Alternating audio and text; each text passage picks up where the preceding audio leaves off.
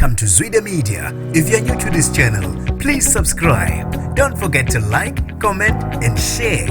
Here's a new video for today. Enjoy.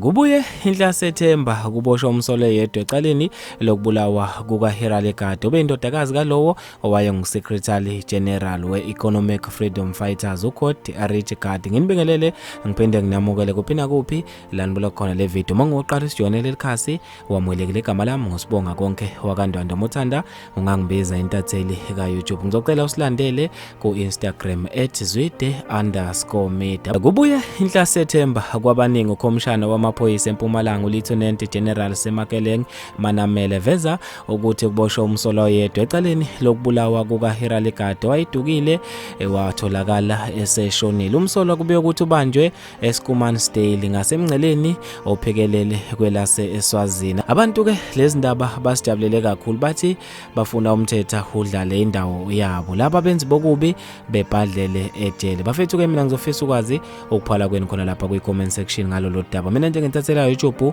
sengiphuma kanje ngithi awungibambe evidweni elandelayo.